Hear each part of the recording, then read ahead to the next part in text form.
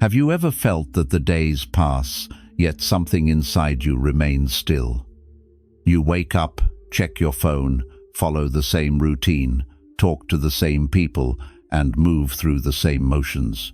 Yet deep down, there's a quiet unease, a sense that something essential has been forgotten. Life rushes forward, but the heart feels stuck.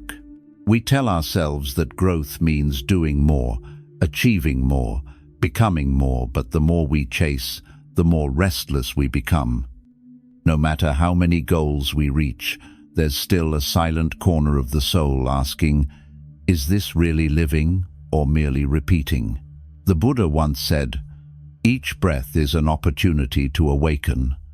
Within those simple words lies the essence of true self-improvement. To awaken is not to add something new to ourselves, but to remember what has always been here. The world teaches us that to improve is to climb higher, to push harder, to control more. But Buddhism teaches the opposite, that improvement begins not in ambition, but in awareness. It begins when you pause long enough to see clearly where you are, when you meet your thoughts and emotions with understanding instead of judgment, when you stop chasing perfection and start embracing presence. What if you didn't need to become someone new at all? What if peace and fulfillment are not destinations to arrive at, but qualities already waiting beneath the noise of the mind? This teaching is not about changing who you are, it's about waking up to who you've always been. So take a breath, just one mindful breath, and feel this moment as it is. Every conscious breath is a doorway back to yourself. When awareness returns, even the smallest day becomes sacred. And that, perhaps, is where real self-improvement truly begins. Part 1. The root of stagnation. Why we stop growing. We all long to grow. Somewhere deep within, every human heart carries the desire to become wiser, kinder, freer. Yet strangely, we resist the very change we seek. The mind clings to what is familiar, even when the familiar causes pain. Like an old wheel, it turns along the same grooves of thought, reacting, defending, repeating, mistaking motion for progress. We change our surroundings, our relationships, even our identities, but we rarely question the mind itself. And so, year after year, we remain trapped in the same emotional cycles, wondering why we feel stuck. In Buddhist teaching, this resistance has a name, avijja, or ignorance. Not ignorance in the sense of lacking knowledge, but the deeper blindness of not seeing reality as it truly is. It is the fog that covers the mirror of awareness. We see the world not as it is, but as our fears, desires, and memories distort it. We mistake our passing emotions for truth, our opinions for wisdom, our reactions for choice. And in that confusion, we suffer not because life is cruel, but because we do not understand the nature of our own mind. Ignorance is subtle. It doesn't announce itself with noise or drama. It hides in the ordinary, in the irritation we justify, in the self-criticism we repeat, in the tiny judgments we make each day without noticing. Anger becomes a reflex, fear becomes our language, desire becomes our compass. We keep reacting to life as if pushed by invisible strings, believing we are free when in truth we are bound by our own habits. As the Buddha said, nothing binds you more tightly than your own unconscious patterns. True stagnation, then, is not the lack of action, it is the absence of clarity. A person can be busy all day, chasing dreams and solving problems, yet remain deeply asleep within. Growth does not happen because we move, it happens because we wake up. The mind that is not aware is like a traveler running in circles, full of effort, but going nowhere. When we are ruled by our habits, we live in repetition. We react to today through the memory of yesterday. We carry resentment from the past and project it onto the present. We resist new perspectives because they threaten the comfort of what we already know. The ego, afraid of uncertainty, prefers the cage of familiarity to the vastness of freedom. That is why real growth feels uncomfortable. It threatens the illusions we've built to feel safe. Buddhism invites us to look at this pattern not with guilt, but with compassion. To see ignorance is already to begin awakening. The Buddha never condemned ignorance, he illuminated it. He showed that when we bring awareness to the root of suffering, understanding naturally blossoms. Awareness is not a weapon to fight the mind, it is a lamp to light its darkness. When we watch our anger arise without feeding it, when we observe desire without chasing it, when we see fear without running in that moment, ignorance begins to dissolve. Growth begins not when you do more, but when you see more clearly.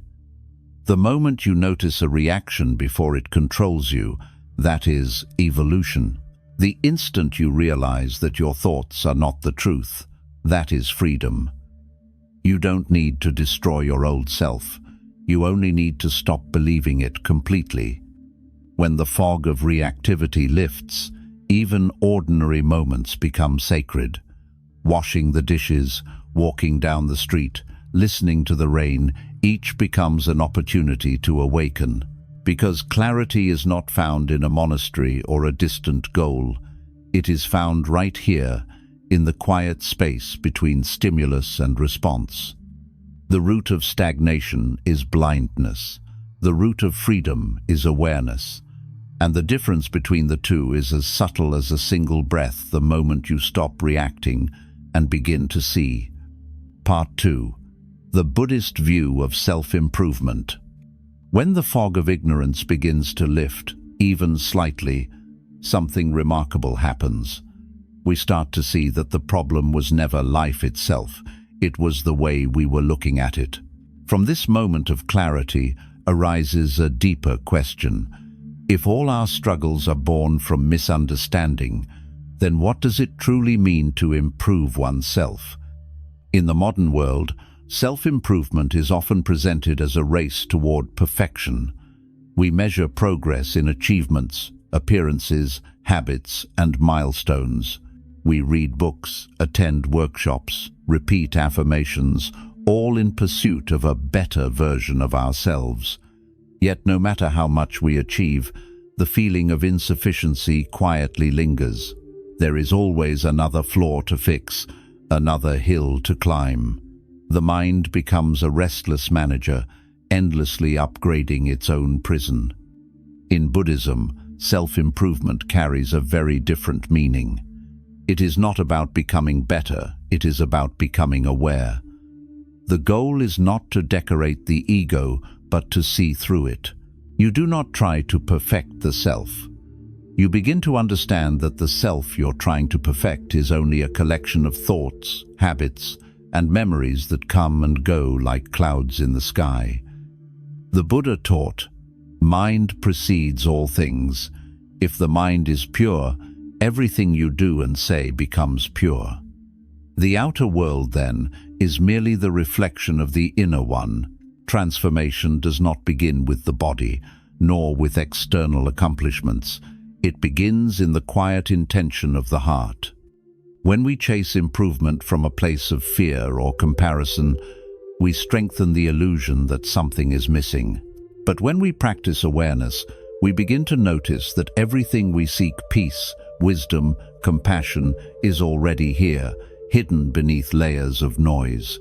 Awareness does not create new qualities. It reveals what has always been present. In the Western world, the message is often, change yourself. The Dharma whispers, understand yourself. And when you truly understand, change happens naturally. The flower does not force itself to bloom. It opens because the conditions are right. In the same way, when the conditions of awareness and compassion are cultivated, transformation unfolds effortlessly. You might ask, if I stop trying to improve, Won't I become stagnant? But awareness is not passivity, it is intelligence in its purest form. When the mind is awake, it naturally moves toward balance, just as water flows toward clarity. The more you see, the less you need to force. The less you force, the more naturally you grow. Self-improvement in the Buddhist sense is a path of subtraction, not addition. It is about peeling away the layers of illusion that hide your natural goodness. Imagine polishing a mirror that has long been covered in dust. You don't add anything new to it, you simply remove what prevents it from reflecting the light. Likewise, the journey of awareness is the gradual removal of ignorance, fear, and craving until only the simplicity of your true nature remains. This is why the Buddha compared the path to crossing a river on a raft. You build the raft to reach the other shore, but once you arrive, you don't carry it on your back. In the same way, the practices, the teachings, even the idea of self-improvement are tools, not identities. They exist to serve your awakening, not to become another layer of ego. When you stop striving to become someone, a gentle freedom arises. You begin to live more honestly, more compassionately, more fully in the present. Actions flow from clarity, not compulsion. Effort turns into ease. Improvement stops being a goal and becomes a natural expression of awareness itself. To improve yourself, then, is not to climb higher, it is to descend into truth. It is to return to the simple awareness that watches each moment unfold without judgment. Beneath all the noise, you are already complete. The task is not to build a better self, but to remember the self that needs no building. As the old Zen saying goes, before enlightenment, chop wood, carry water. After enlightenment, chop wood, carry water. Life remains the same, yet everything changes because the mind that sees it has been purified. Improvement, in its highest form, is not a movement toward more, but a return to what is pure, kind, and free. And when that realization dawns, you stop asking, "How can I become better?" Instead, you begin to live the quiet question, "How can I be more awake?" Part 3. The Law of Mindful Compounding. When you begin to see that self-improvement is not about becoming someone new, but about remembering what you already are, a quiet question naturally follows. How do we live this awareness, moment by moment? How do we turn understanding into transformation? The Buddha's answer was simple practice, little by little, every day. Great change, he taught, does not happen in a single moment of revelation, but through countless small awakenings that accumulate over time. Just as drops of water can fill an ocean, the smallest mindful actions carry the power to reshape a life. This is the law of mindful compounding, a principle older than any philosophy of success, older than any financial theory. The investor Charlie Munger once said that compounding interest is the most powerful force in wealth creation. But the Buddha revealed the same law in the realm of the mind. Drop by drop, the pot is filled. So too the wise accumulate virtue, little by little.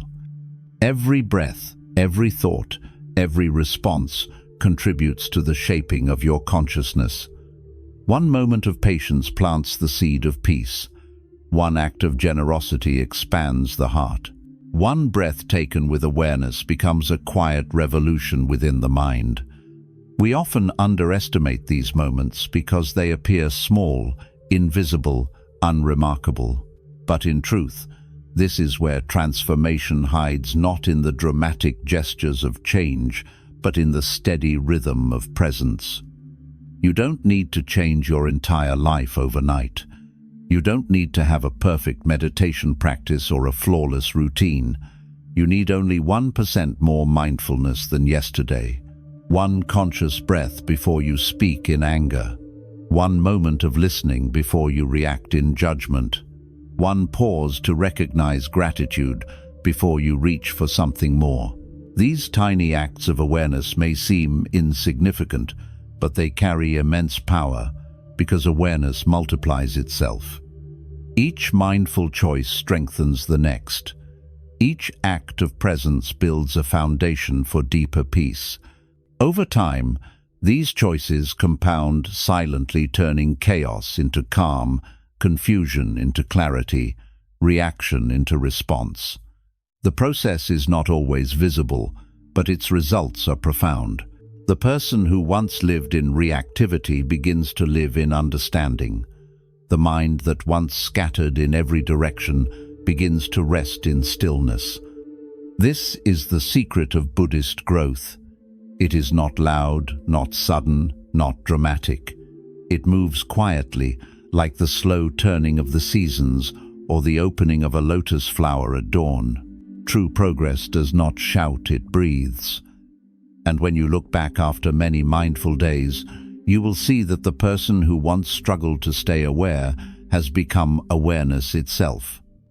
That is the power of mindful compounding, the patient alchemy of daily presence, where small awakenings gather and grow until they become the ocean of wisdom itself. Part 4. The 7 Paths to Daily Transformation. 1. Right morning. Begin in stillness. The way you begin your morning sets the rhythm for everything that follows. Most people open their eyes and immediately reach for their phones, scrolling through messages, news, and noise before their minds have even taken their first breath of silence. Before the day has begun, the heart is already crowded. But the Buddha taught that how we start anything determines its nature. If the morning is the first brick of the day, he said, place it with mindfulness. Before you touch your phone, touch your breath. Sit quietly, even for a single minute, and feel the miracle of life moving through you. The air enters, the body awakens, and in that simple moment of awareness, you remind yourself that you are alive, not as a machine reacting to the world, but as a conscious being capable of choosing how to live. This single act of stillness is not small. It is a declaration. It tells the mind, I will not begin my day in distraction. I will begin in presence. When the morning is calm, the mind becomes steady.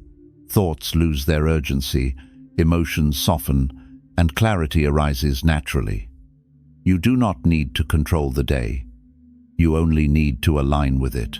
Just as the ocean reflects the sky when it is still, your actions reflect wisdom when the mind is quiet. This practice does not require long hours of meditation. Even 1 minute of silence, if it is genuine, can cleanse the noise of the night.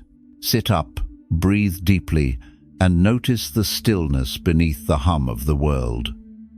Improvement does not come from doing more, but from starting right. And when you begin the day in stillness, you discover that peace is not something you must seek throughout the day. It is something you can carry with you from the very first breath. 2. 1 intention a day, setting the mind's compass. The Buddha taught that every action begins in the mind. Before a word is spoken or a step is taken, there is an intention, a quiet spark that determines the direction of our day. This is what he called right intention, the seed from which all wholesome action grows.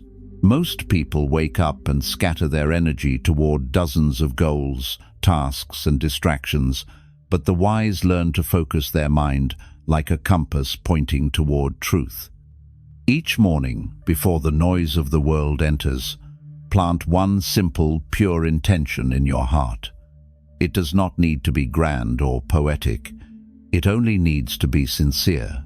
Whisper to yourself, "Today, I will not let anger lead me," or "Today, I will speak with kindness," or perhaps, "Today, I will move slowly and breathe before I react." Choose one and only one.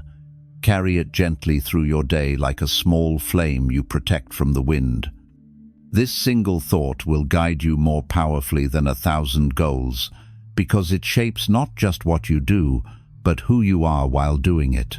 The mind that begins the day with clarity walks through chaos without being consumed by it. You may forget your intention many times, but each time you remember. The remembering itself is practice. It is awakening. Over time, this daily planting of intention becomes the architecture of your character. You no longer drift aimlessly through days. You live with direction, purpose, and light. When the mind has a compass, even the storm becomes a teacher. 3. Breaking the pattern, seeing habit before it rules you. Most of our suffering is not new. It is recycled, the same arguments, the same fears, the same regrets played on repeat under different disguises. We believe life keeps hurting us, but often it is not life that repeats, it is our reactions. The mind becomes addicted to familiar emotions, looping through anger, anxiety, or guilt, like an old song that never ends. We keep falling into the same patterns because we have not yet learned to see them. The Buddha taught that every reaction, every impulse, is conditioned, born from past habits, past experiences, and the stories we keep telling ourselves. The pattern survives because we feed it with identification. We say, "I am angry," instead of "anger has arisen." We say, "I am afraid," instead of "fear is passing through me." In those subtle words, we make the temporary feel permanent. We mistake a wave for the ocean. But when you begin to notice the pattern instead of reacting to it, something miraculous happens. Awareness enters, and that awareness, in a single instant, breaks the chain of karma. You don't have to fight your habits or suppress your emotions. You only need to see them clearly. The moment you observe a reaction instead of becoming it, the loop begins to dissolve. The Buddha said, "You don't need to shatter your chains.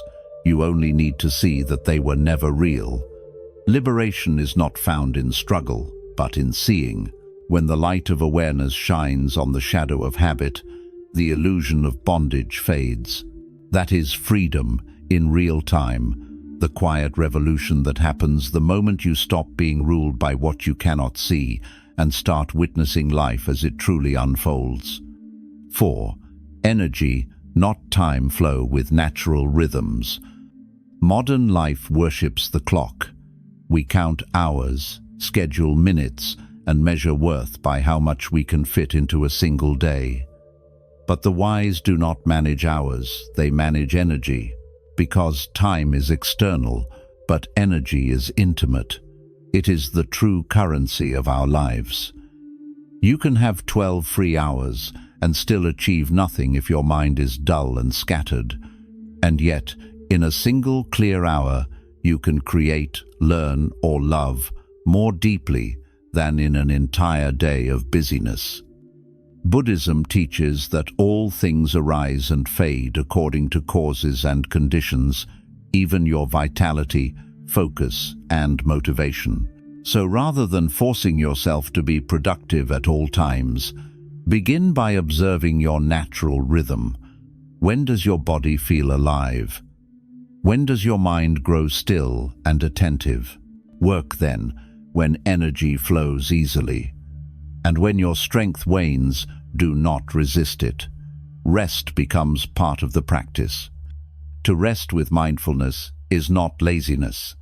It is wisdom honoring impermanence. Presence is more powerful than duration. A single mindful breath contains more peace than hours of unconscious activity. The true question is never, "How long did I work?" but "How deeply was I there?" When you align your actions with your natural rhythm, life ceases to feel like a battle against time. It becomes a dance with energy, effortless, fluid, alive. Even one fully present hour outweighs 10 distracted ones. 5. Right environment, purify outer and inner space. Your surroundings are not separate from your mind, they are extensions of it. The Buddha often reminded his disciples that the outer world reflects the inner world, and that harmony begins in both. A cluttered room breeds restlessness. A calm space nurtures mindfulness. When the eyes meet disorder, the mind follows. When the senses meet simplicity, awareness naturally deepens. This is why monasteries are built with clean lines and open spaces, not for decoration, but for clarity. Begin with your outer world. Keep your home simple, not sterile but intentional. Each object should serve a purpose or bring quiet joy. Clear away what no longer serves your life, for every item you own takes a small portion of your energy to maintain. Next, look at your digital world, the invisible space where modern chaos hides. Delete what distracts, unsubscribe from what drains, silence what steals your peace. The mind absorbs everything it touches, even the noise of endless scrolling. But beyond physical clutter, there is a subtler kind, the dust that gathers inside. Old grudges, unspoken resentment, hidden envy, these are the real weights we carry. Dust on the table is easy to see. Dust in the mind is harder, but heavier. Each day, take a few quiet moments to wipe the mirror of the heart. Forgive someone. Release a judgment. Breathe away a thought you no longer need. The Buddha said, when the mirror is wiped clean, the reflection returns. When you purify your environment, both outer and inner peace arises naturally. A still room supports a still mind, and a still mind transforms any room into a temple. 6. Discipline as compassion, the gentle strength. In Buddhism, sila, often translated as morality or discipline, is not a form of punishment. It is protection. It shields the mind from chaos, the heart from regret, and the spirit from fragmentation. Discipline, in its purest form, is not about restriction. It is about reverence, a quiet respect for the peace within you. When the Buddha spoke of the precepts, he did not command them as laws, but offered them as gifts, ways to live without harming oneself or others. To live with discipline is not to live with rigidity. It is to walk gently, guided by wisdom and love. You say, I do not speak in anger, not because someone forbids it, but because you value your own serenity. You eat mindfully, not as a diet, but as an act of gratitude. You speak truth, not to appear virtuous, but to honor your integrity. Every boundary you set, every habit you uphold, becomes a soft armor that guards your freedom. The world often teaches that compassion is softness and discipline is hardness, but in the Dharma, the two are one. Real compassion requires the strength to say no to what poisons your peace. Real discipline blooms only when it is rooted in kindness. When you keep precepts, when you choose mindfulness over impulse, you are not denying yourself. You are caring for yourself at the deepest level. Discipline, then, is not the opposite of compassion. It is its highest expression. To live by wise restraint is to whisper to your heart each day, may you be safe, may you be clear, may you be free. And that gentle strength, steady, mindful, and kind, becomes the true foundation of freedom. 7. Reflect before rest, mindful closure. Each day is a small lifetime born at dawn, fading by night. And just as the Buddha taught us to live consciously, he also taught us to end consciously. Before you close your eyes to sleep, take a few quiet moments to look back at the day that has passed. This is not a ritual of guilt or self-criticism. It is an act of gentle illumination. Ask yourself 3 simple questions. What did I learn today? Did I cause harm through word, thought, or action? And what can I release before I rest? These questions open a mirror into the heart. Some nights, the reflection may be kind. Other nights it may sting, but both are sacred. To see clearly is to awaken, even if only a little. As long as you can see your own mistakes, you are still growing. The Buddha once said, "He who sees his own faults is halfway awake." Awareness is not about perfection, it is about honesty. So, as you lie down, do not carry the noise of the day into your dreams. Breathe deeply. Forgive yourself for your clumsiness. Forgive others for theirs. Let the mind empty itself like a river returning to the sea. Gratitude, humility, and forgiveness. These are the pillows of a peaceful heart. When you wake the next morning, you rise lighter, freer, and more aware. Because every night of reflection polishes the mirror of consciousness, preparing it to reflect the light of a wiser dawn. Part 5. Failure and compassion. Falling is part of walking. As each day closes in mindful reflection, we begin to see patterns not only of growth, but of imperfection. Some days we speak with kindness, other days we slip into impatience. Some mornings we rise with clarity, other mornings we drown in restlessness.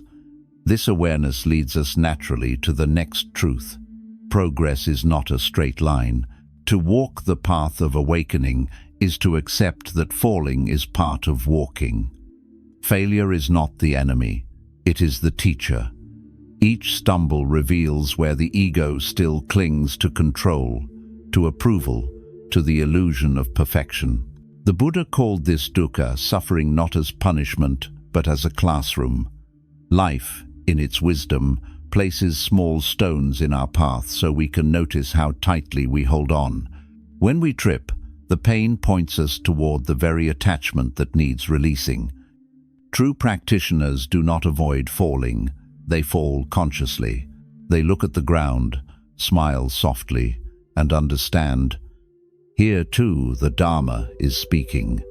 Failure becomes a mirror reflecting fear, pride, and the tender places where compassion is still learning to bloom.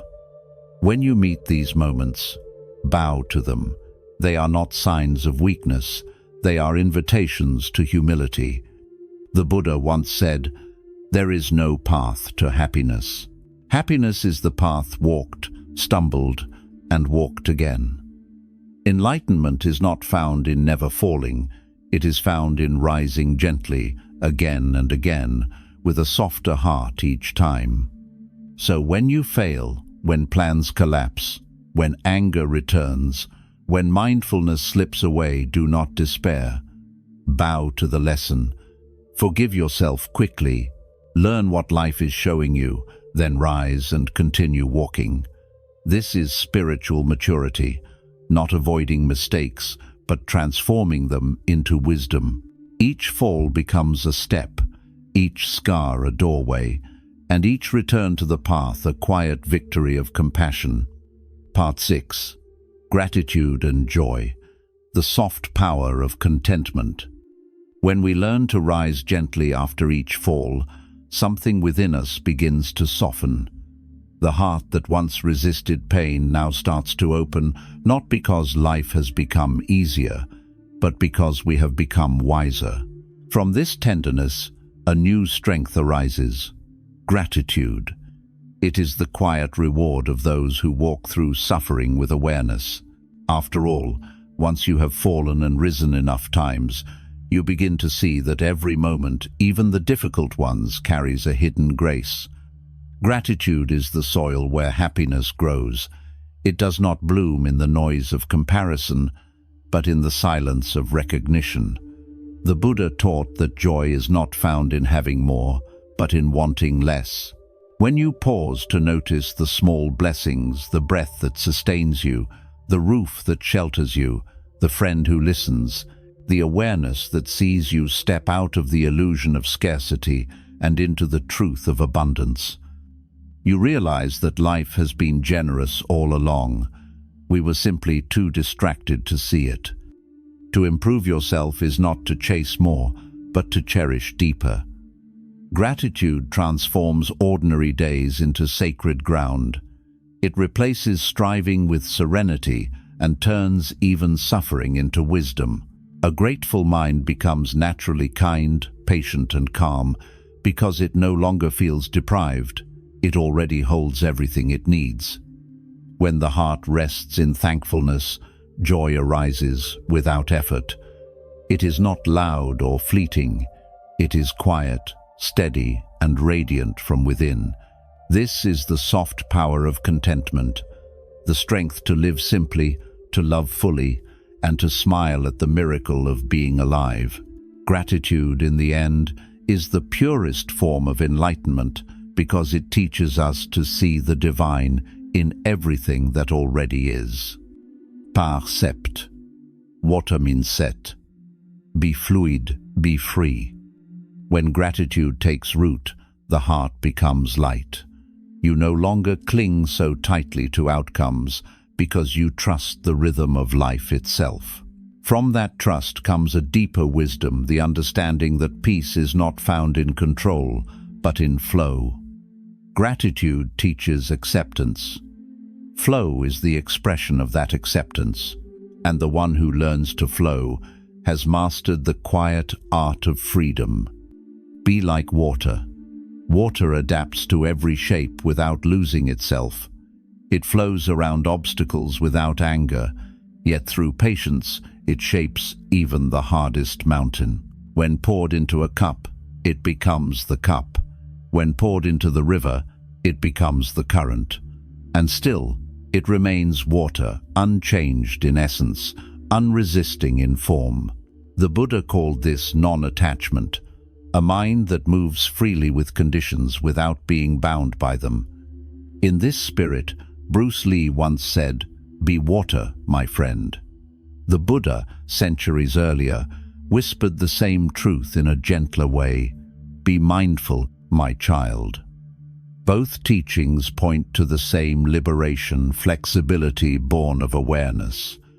When you become fluid, you stop breaking against life. You stop fighting reality, stop demanding that the world fit your plan. You begin, instead, to dance with it, to let its rhythm guide your movement. Self-improvement, then, is no longer a struggle or a race. It becomes a graceful collaboration with impermanence.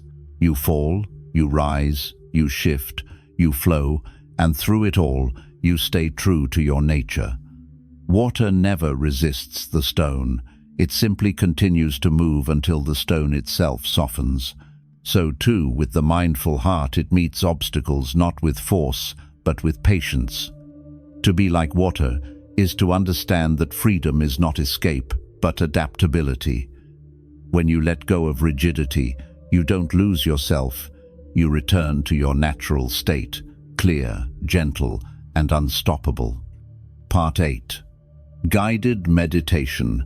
Return to breath. When you learn to flow like water, resistance dissolves. You no longer chase perfection or reject imperfection. You simply move with what is. And in that movement, there comes a natural stillness, not the stillness of inactivity, but of alignment. The river, though constantly flowing, is perfectly at peace within its own current. Likewise, when the mind flows without clinging, you discover that calm does not come from stopping life, but from being fully present in it. And the doorway to that presence is the breath. Now, gently close your eyes. Take a moment to settle into your seat, feeling the weight of your body supported by the ground beneath you. Let your shoulders drop, soften your jaw. Allow the space around you to become quiet, like a lake at dawn. Feel the air moving in and out. Inhale, know that you are breathing in. Exhale, know that you are breathing out. There is nowhere else you need to be, nothing else you need to do. Let this breath be enough. As you breathe, let your awareness widen. Feel how each inhale connects you to all living beings who share the same air. Feel how each exhale softens the tightness of the day. You are not separate from the world, you are part of its breathing. Now, remember, today you have lived with awareness even for a moment. You have practiced seeing, feeling, understanding, and letting go. That single moment of mindfulness is enough to light the path ahead. The Buddha said that one conscious breath can change the direction of an entire life. So, rest here. Let the breath cradle you.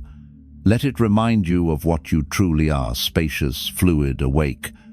May you and all beings be free from suffering. May peace rise from the center of your heart. May you walk gently, flow freely, and return always to the breath. Conclusion: return home to yourself. As the breath softens and awareness deepens, you begin to see that all growth, all awakening, leads to one simple truth. You don't rise by force, you rise by awareness. The world often tells us to climb, to chase, to conquer. But the Dharma whispers a gentler truth that peace is not found at the top of a mountain, but in the quiet step that knows where it stands. Each day is a doorway. You don't need to rebuild your life or become someone new. You only need to return home, home to the still, luminous presence that has always lived beneath the noise. Self-improvement, in its purest form, is not a climb upward, but a return inward. It is not about adding more layers of effort, but removing the dust that hides your natural light. Every act of mindfulness, every breath taken in awareness, is a step toward homecoming, a home not made of walls, but of understanding, compassion, and peace. You may stumble, you may forget, you may drift, but each moment gives you another chance to remember. The Buddha never promised perfection. He offered clarity. He showed that liberation is not a distant dream, but a daily practice of seeing things as they are. When you see clearly, you walk freely. When you walk freely, you live fully. The goal isn't to become someone else. The goal is to remember who you truly are, already whole, already enough. Beneath all striving and self-doubt lies a mind that is naturally pure, like the sky behind the clouds. When you rest in that truth, the search ends. You have arrived not at a destination, but at yourself. So, as this journey closes, return to your breath. Return to presence. Return home. And from that place of stillness, let your life unfold not as a race to improve, but as a gentle awakening to the beauty of what has always been here. You,